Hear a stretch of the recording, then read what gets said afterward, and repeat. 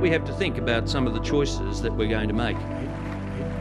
Just over 20 years ago, Treasurer Peter Costello released the first intergenerational report. Looking way ahead as Treasury. A look into the economy and budgetary trends in 40 years' time, and introduced us to a new mantra, the 3 Ps. Population, participation and productivity. The focus then was very much on the workforce, on lifting labour productivity and participation to ensure we would have enough workers in the economy to support an ageing population. An Australia of generational responsibilities and endless possibilities. A future that we can be optimistic about, but not complacent about. That's what the intergenerational report lays out for us. The issues that dominate the intergenerational report released by Treasurer Jim Chalmers today aren't completely different from those of 2002. The ageing of the population and the rising demand for care and support services remain front and centre. Things have actually gone better than expected on workforce participation. More of us women are working. The population has grown faster than expected, and migration has been running at around double what was forecast in 2002. This has helped provide the growth that has supported the economy, despite the fact productivity has not grown as fast as forecast. But the landscape the 2023 report surveys is now dominated by new and very pressing concerns. The IGR makes clear the costs that could come with rising temperatures, the impact on specific sectors like agriculture and tourism, plus the vast scale of investment needed to respond. Some additional $225 billion to decarbonise heavy industries and transition our energy system.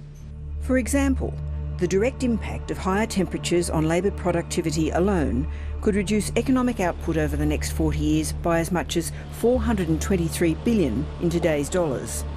And the direct impact of higher temperatures on Australian crops could also reduce yields by up to 4% by 2063, before accounting for other factors such as changing rainfall patterns. The trend is not our friend. Australia is more at risk than most other nations around climate costs. It will hurt a whole bunch of businesses, it'll hurt a whole bunch of families. And if you're wondering what it's going to be like, there's a simple thought in today's report. The cost in insurance terms of extreme events in Australia has been climbing incredibly rapidly. If you wonder how real climate change is, open the bill from your insurance company, and that gets a lot worse before it gets any good. The headlines that accompany intergenerational reports inevitably tend to focus on what it means for the government budget, and particularly tax. This report has driven a similar response, but it goes further by outlining the threats to the tax base posed by climate change. These broader economic trends will directly impact the tax system.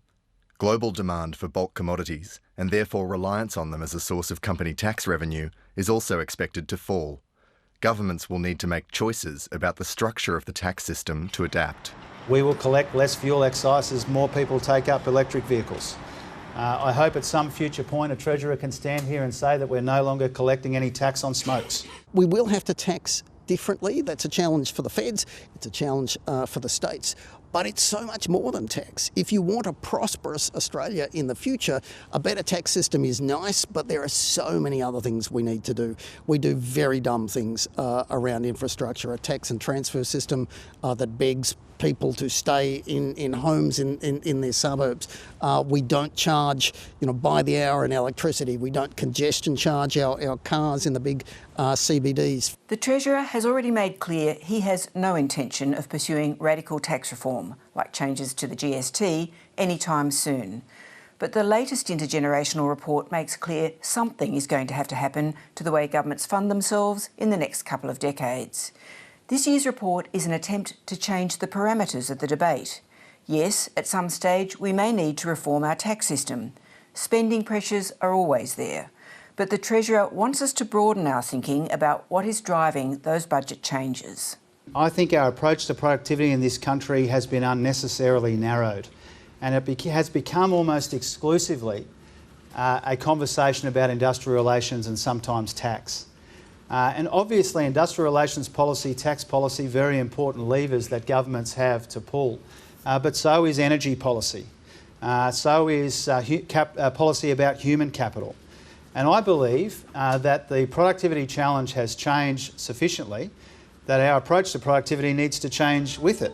The Treasurer sees the intergenerational report as part of a much bigger work plan, which will include the release of a white paper on full employment next month, and what are touted as some of the biggest reforms to our migration system in years, designed to ensure the migrants coming here have the skills the economy needs.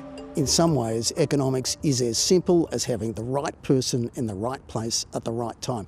We've been better than most at getting migrants, including skilled migrants, but we can be much better than that. That has a potentially big benefit to Australia. And in the meantime, while the headline pressures on most household budgets and on politics stem from savage increases in the cost of living, there are two things keeping the Treasurer and the Treasury awake at night. The first is what is happening in China, where problems in the property market have led to worldwide anxiety that the economic superpower is facing a potential boilover like the one in which the collapse of Lehman Brothers in 2008 led to the global financial crisis. I think the Treasurer is going to be focused like a laser on the Chinese property sector and the Chinese construction sector, because that's what's driven Australian exports to China, primarily iron ore going in to make steel. Now, not only is the property sector slowing sharply in China, not only are they going to be building less, and that's in the short term, in the longer term, the Chinese economy is going to be different. More focused on the consumer, less focused on building stuff. China experts like the Lowy Institute's Richard McGregor say there are significant changes taking place which will have ramifications for Australia. The big question about the Chinese economic slowdown at the moment is, does Xi Jinping really care? He's been talking about youth unemployment. His message to young Chinese has been to suck it up, go and live in the countryside. And so until Xi Jinping changes his mind about what his country's priorities are, the Chinese economy is not going to bounce back in the short term. The second thing keeping Chalmers and Treasury Secretary Stephen Kennedy awake is what is happening at home. Incredibly soft retail and consumption figures in the household sector. Consumption represents around 60% of the economy. There is still a hope that Australia can avoid a recession, but the best the government seems to think lies ahead for the next 12 months is a flat economy, that is, no growth. We are realistic about the next 12 months, but we are optimistic about the future.